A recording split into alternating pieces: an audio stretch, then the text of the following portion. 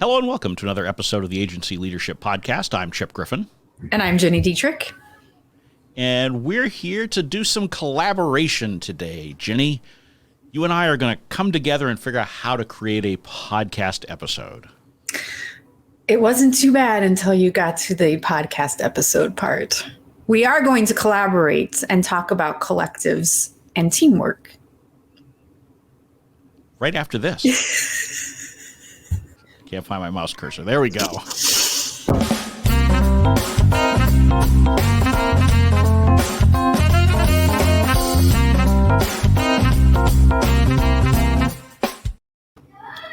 I think I might just leave that in. So if you saw, I think you should. Yeah, you saw a little hiccup before the jingle or heard it. If you're listening to this in podcast land, can't find my mouse.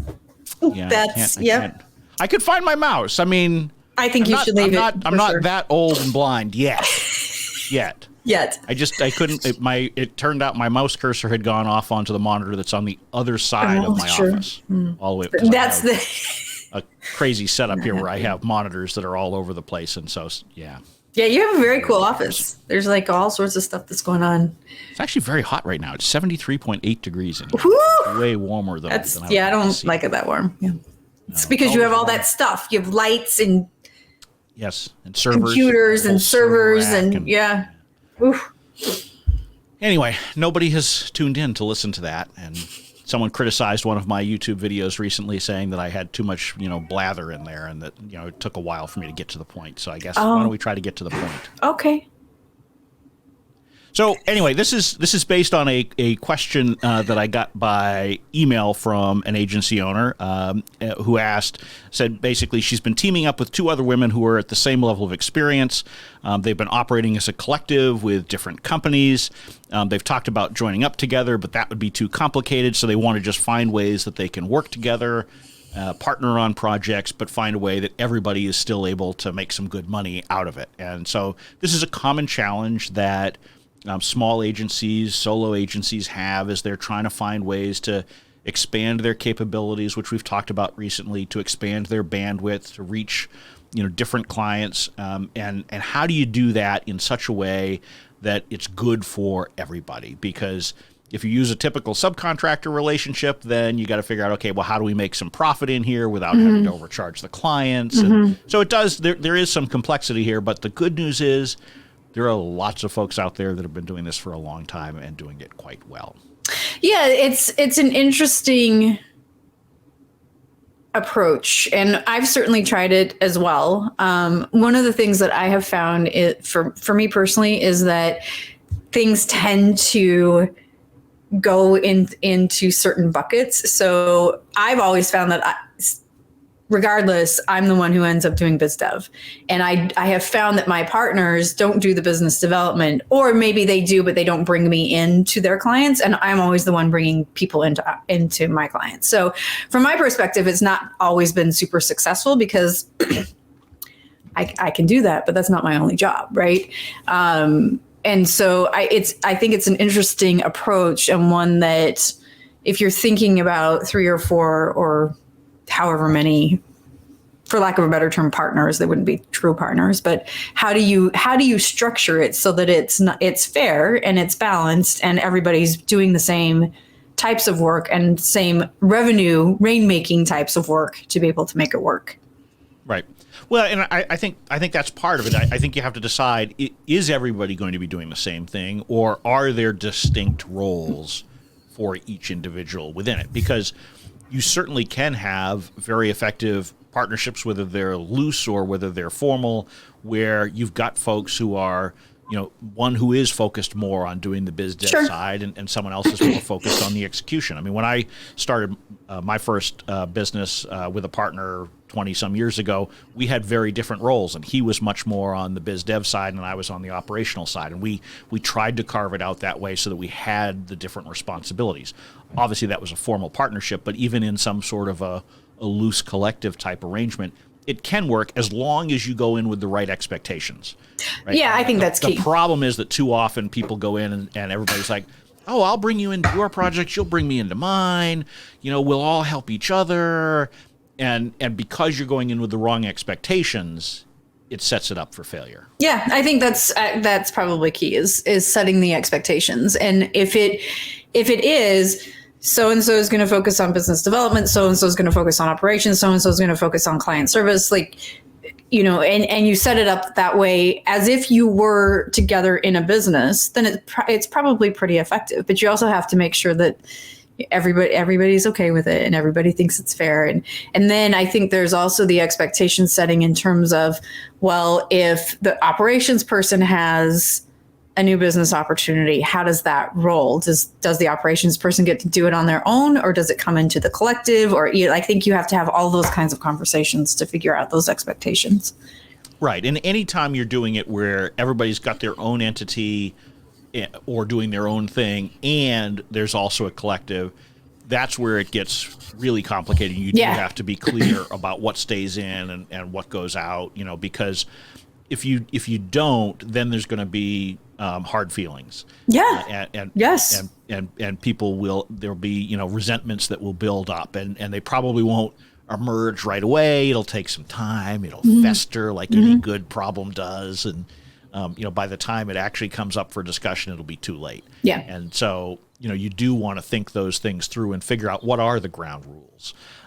And, you know, some of that comes down to, you know, figuring out how you comp different things, figuring out what the roles are for folks. So, for example, you know, if you've got a situation where everybody's kind of doing the same thing and everybody's kind of responsible for rainmaking, then you might want to set up where everybody's compensated for the operational work that they do, but whoever is the rainmaker gets some either percentage of the business or some fixed amount, or you know, some way to compensate whoever brings the business to the table, because that's obviously an important role to have. And so that person should be getting compensation for that separate and apart from the actual execution that they're doing. And that will help alleviate some of those problems, because then your rainmakers don't feel bitter about the fact that they're bringing things into the collective as opposed to hoarding it for themselves. I wonder if it's, as you're talking about that, law firms are sort of structured this way too, right? I mean, certainly they're in the same quote unquote organization, but I think you could use that same structure where you have, if you're a partner, you're a rainmaker. And certainly there are going to be some that are more successful than others, but that's how you make your money, is based on a percentage of what you're bringing in. And then you have the teams to be able to execute. And so, you know, the rainmaker, the partner attorney has the cachet to be able to bring in the clients. And then the teams are the ones that execute it. So maybe there's an opportunity for you to study how law firms are set up and how they do it. Because right. I think that structure would work for a collective. Yeah. And part of it comes down to, I mean, one place you have to start is figuring out, you know, how you're going to structure the project work that you're doing or retainer work that you're doing for clients. So in other words, how are you billing them, right? So the method that you're going to come up with for internal comp is going to be different if you've got a project fee based approach, fixed fee approach versus if you're charging hourly. And we're not going to get into debate. We've had that conversation ad nauseum. And if you don't know our views on it, go search the archive and you can see our discussions on that. But how you are billing out impacts how you're compensating each other and how you divide things up. And so you want to think about that when you're structuring everything. And the bottom line is there's no reason why you can't operate as a collective and have everybody making money. Sure, absolutely. You know, you have to accept that that you may be making less as an effective hourly rate if you're not the one who brought in the business. And that should be okay, because that means you didn't have to spend the time building the business. Right. So you have to think of that as your business development cost. So, you know, in its simplest form, you could say, okay, you know, 10% of all of the operational fees goes to the rainmaker, and, you know, so everybody else is now getting 10% less than their normal hourly rate. Everybody should still be happy with that, right? I'm not saying 10% is the right number, right? Yeah, for sure. Right. So if you do it that way, then you've got a system set up where I'm saying I accept that 10% of the money that I'm making should be going to business development. And so I'm okay if that goes to the member of the collective that brought it in the door. And so everybody is then winning. You just can't view it as if the business just showed up on my doorstep, I should be making the exact same amount as if I went out and I fought for it. That's a really good point. I had all of the failed proposals and the time spent and all that, right? Because we all know it takes a lot of time to do good business development. And if someone is doing that for you, they should get comped for it, and you should be okay with getting paid less for the actual operational work that you're doing as a result.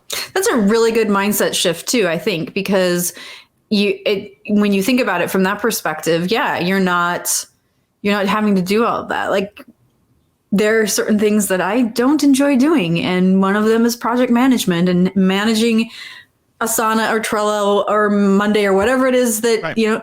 I don't want to do that. And if it means that it costs $30 or $40 less an hour on my hourly rate, great. Take it, please. Somebody else do it. Right. And so for you, I mean, you enjoy the business development piece. I do. More so than most. And so, for you, if you took, 10% of the total fees as your comp, you might end up feeling better about the fact that the collective was leaning on you to do that. Absolutely. Conversely, if I hate doing business development, I might say, have at it. I get 90% of what I would have gotten anyway, but I don't have to do the biz dev side. I mean, that's gold, literally. Yeah, it is literally gold. And I think you're right, because there's not the failed proposals and writing proposals and, meetings and blah, blah, blah, blah, blah. Like, I personally love, this is terrible, a terrible way to put it, but I love the chase and the kill. I love it. Yeah. And then once they become a client, I'm like, oh, I like the organization and the project management. Bleh. So yeah, if you can find people that complement your weaknesses and build the collective that way, and shift your mindset, I think that's a really important point in terms of, you might make less, quote unquote, less in your hourly rate, but you're gaining in more time back, not having to do the things you hate, those kinds of things.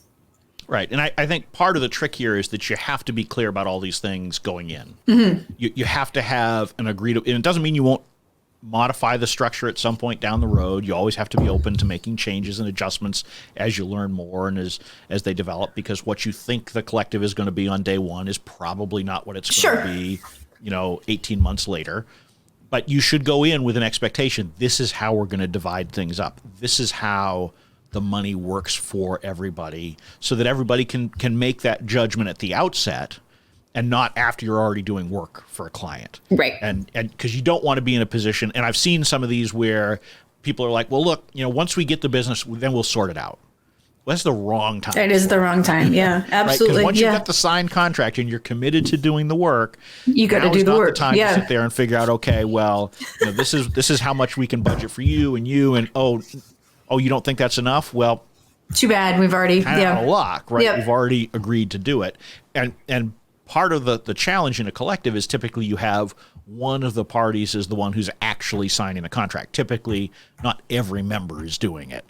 There are some cases where you might have a more formal collective where there's an actual separate entity.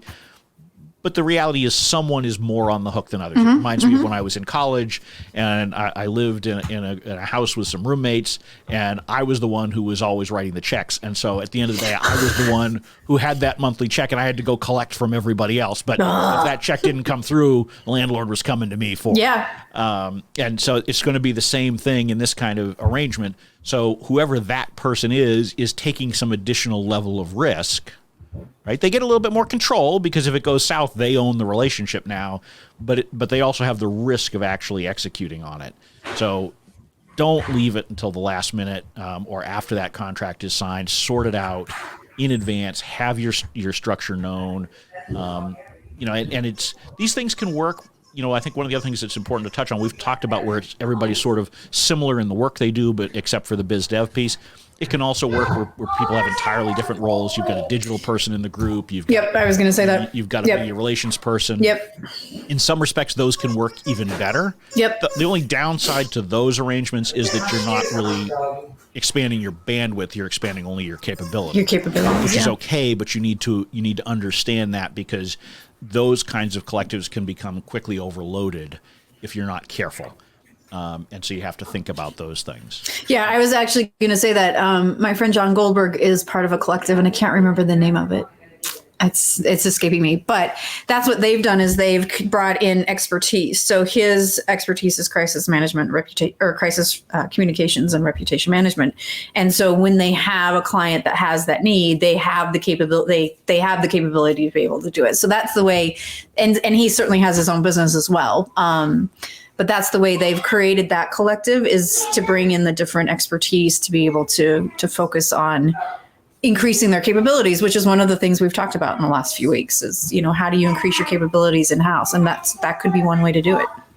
Yeah, absolutely. And particularly if you're being transparent about it, that's, that then alleviates the bandwidth problem, right? Because if you're being transparent about who someone is getting when they're getting the digital advice or the crisis advice or whatever, then it's much easier to say, well, the bandwidth of that individual is limited. Right. Generally, if you're looking at it as a group, the clients are going to just sort of expect they can just go that you've got it, for as much as they need to. And these can work even if you're not setting up a formal collective. There are a lot of referral arrangements that take place between, small agencies or solo consultants. Yeah. I know some that set up basically where it's, there's one who charges a fixed rate to clients, and then when they farm it out, that person then gets 80% of it or whatever. They have some sort of set percentage split that they use. There's a lot of those that are set up in all sorts of industries, and so those can be beneficial as well. That works more with overflow work, or where someone needs help maybe in a particular media market or with a particular social platform where someone's got some additional expertise. But there are those kinds of arrangements that you can put in place even if you don't want to go to sort of either a loose or a formal collective. Yeah, I think it's interesting to think about. It's a way to both increase your capability and add expertise to your team without a formal agreement. But I think you're right that the mindset shift is super important, and setting expectations are the most important things you need to do before you start pitching business and doing work together. Yeah, and then after that, just check in with each other. Have open communications. It's the key to any successful partnership of any kind. You have to be communicating. If you've got a concern, don't wait to raise it until it becomes that festering wound. Make sure that you address it. When it starts to nag at you and gnaw at you, and it's something you can still solve. And so, you should be having, if you've got, some sort of a collective arrangement, have regular meetings where you're just talking to each other about these things. Just as I advocate weekly one-on-ones for employees, I wouldn't advocate a weekly for a collective, but, maybe a monthly. Every other, something like that where you're sitting down and you're just talking about sort of big picture things, and it gives you that opportunity to raise things, either good or bad in advance so that you can prepare for them. Yeah, I like this idea a lot. And over the years, I've tried different avenues, but I think your point about shifting your mindset and figuring out expectations, I mean, those are the two keys. And there's your blog post, too. There you go. There you go. Excellent. Well, this has been great because I planned to write an article about it, and I hadn't gotten around to the article, so we've recorded a podcast episode, and that will now be my Cliff's Notes. Love it. Writing an article. So look for an article for me coming soon on this very topic where I flesh out the ideas that we've talked about here over the last 18 minutes or so. And if you hear all the noise in the background, I am also a camp counselor for the summer. So, I don't think it's quite right to refer to your husband that way. He's not here. It's all me. He's not playing in the sandbox, and you have to. No. Oh well. Right. It sounded like there was more than one person. So there are. Yeah, okay. we're. Oh, okay. I'm attempting to keep her busy with other friends. Gotcha. Okay. Well, I feel better then because. She was making a lot of noise for a single. Yeah, no, there are several children here. Gotcha. Well, on that note, we're going to draw this episode of the Agency Leadership Podcast to a close, but we look forward to having you back here next week. I'm Chip Griffin. And I'm Jenny Dietrich. And it depends. Thank you for listening to the Agency Leadership Podcast. You can watch or listen to every episode by visiting agencyleadershippodcast.com or subscribing on your favorite podcast player. We would also love it if you would leave a rating or review at iTunes or wherever you go to find podcasts. Be sure to check out Ginny Dietrich at spinsucks.com and join the SpinSucks community at spinsucks.com/spin-sucks-community. You can learn more about me, Chip Griffin, at small-agency-growth.com, where you can also sign up for a free community membership to engage with other agency leaders. The Agency Leadership Podcast is distributed on the FIR Podcast Network, where you can find lots of other communications-oriented podcasts. Just visit www.firpodcastnetwork.com. We welcome your feedback and suggestions and look forward to being back with you again next week.